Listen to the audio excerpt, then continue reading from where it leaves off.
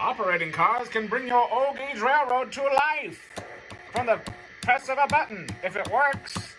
But wouldn't it be great if you could do operating cars without this pesky track? Well, ditch the weird rails and get yourself some K-Line operating accessories. From the push of a button, you can launch boxes and logs and many other things. Today on Datafied, we're going to explore these operating accessories that were offered by K-Line in the early 2000s, why they could have revolutionized operating accessories for everything, and where you can still find some if you want to pick some up for yourself. So don't touch that remote, unless it's one of these. I've touched on this sort of stuff before, but to make a long story short, interactive elements were once a standard staple of O-gauge trains versus other scales. Sure, we still have loads of fancy, overpriced sound cars available these days, but to me, something that's missing that truly defined our beloved three-rail trains were more interactive features with rolling stock. Loading and unloading, trackside accessories that worked with cars on your consist, these sort of things are barely around, and the few that are still, they kind of still rely on this silly piece of track to activate them. But K-Line threw out that old piece of weird track and made these awesome, remotely controlled operating cars that are a blast to use. And to me, that transforms how these cars can be used and adds a level of playability that really hasn't been capitalized on.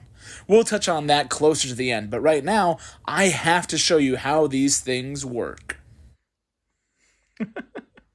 Oh, I forgot to pay for it. Here. Okay, thank you. Let's see how much stuff. If you're looking for a set of these, you'll need to make sure the K-Line box says operating car, and that it can be used with a 6-21438 controller. You can also use these on operating sections of your track, but honestly, the remote is the way to go. First, it's good to note that these are scale-sized freight cars. They've got nice, separately applied details, sharp molding and designs, and are nice, robust-feeling cars. This boxcar has a hatch on the top with an opening where the included crates can be loaded in. It can store up to 4 of them inside. We'll see that in action in a bit. But this remote is the star behind the scenes. Sure, it may look like a late 90s cell phone, but this is the key to these cars being used anywhere. There are channels you can set on these freight cars that can be activated from the remote.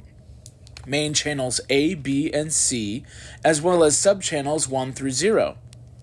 Underneath each operating car are the switches to be able to program the car for what it will respond to. It's pretty simple and highly effective.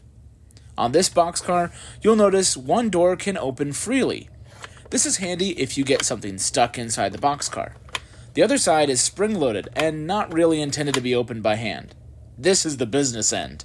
I'm going to load up this car, activate it with channel A and sub-channel 1, and speedy delivery. It's important to note that this guy has quite the arm, so try not to lose the boxes. I'm still looking for one of mine that fell behind the couch. It'll keep working through the boxes that were loaded in with each press from the remote. There's also log dump cars. This one was listed as K-Line by Lionel because it was sold during that super fun legal trouble that was going on. Still, it's the same tech, works with the same remote, and this one tilts the whole floor, moves the arms, and unloads the included logs. It's another nice, robust design, and it's quite heavy for a flat car. Same switches underneath. I just have this one set to A2 so it can operate separately from the other boxcar. There's also another kind of dump car, but this is the part of the show where the wheels start to fall off. Well, not actually the wheels, these actually stay on. These are, again, super robust. But this is where I've either run into terrible luck, or the quality of the electronics on these are just dodgy. Because my dump car doesn't work, the gears are broken, it doesn't respond to commands, it's just a big heavy gondola at this point. And I also had that problem with another log dump car. Maybe it's just because it says Milwaukee Road instead of the Milwaukee Road.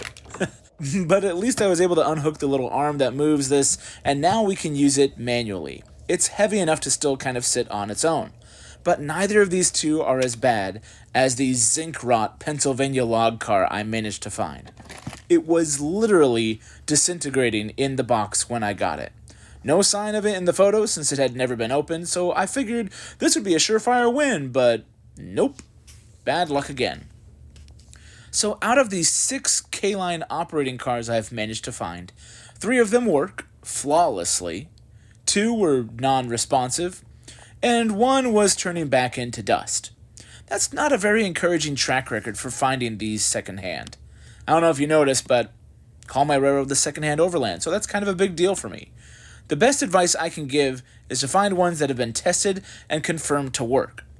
Buy with some sort of protection or return policy, or you might just be stuck with a fancy paperweight.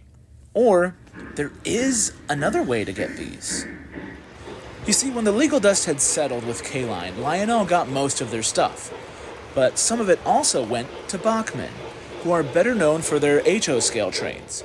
But they also have a Williams line that does O-gauge, and, you guessed it, they hold the patents and designs for these operating cars.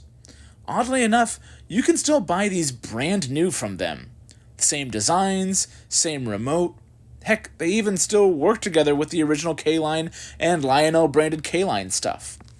They're not too terribly priced either, so if you're not into secondhand stuff like I am, you can get new, scale-sized, remotely controlled operating cars for your fancy, new, scale-sized trains. I know I didn't have working versions of the dump cars, so thankfully I have friends that do. So here's one that I got from Art, showing you can kind of put anything you want in these dump cars. It's kind of neat. And my buddy Dell, who actually got us hooked on these K-Line cars in the first place, had to show off this awesome Titusville car that has oil canisters instead of boxes that fly out. It's pretty cool.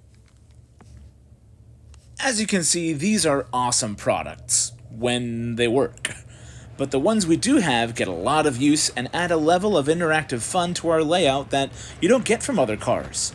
On the one hand, I'm glad we have these, but on the other, I can't help but wonder if this is, or could be, the next innovation for use with all these newer wirelessly controlled systems from Lionel and MTH. Ta-da! Sure, there's sound cars that can be activated through stuff like the Lionel Cab 1, 2, or Cab 3 app, but what if you could use that same remote to drop off a box at a depot, or dump logs off for a lumberyard without needing to add those ancient activator tracks?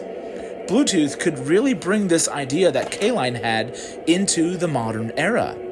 This interactive element is part of the legacy that these trains were built on.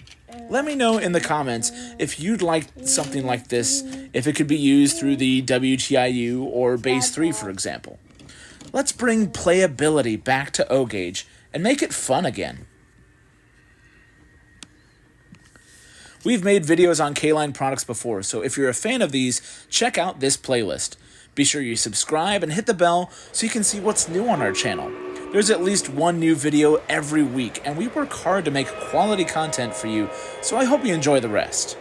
Please leave a like, leave a comment, because I do actually read and respond to those. Thanks for watching, and we'll see you on the next one.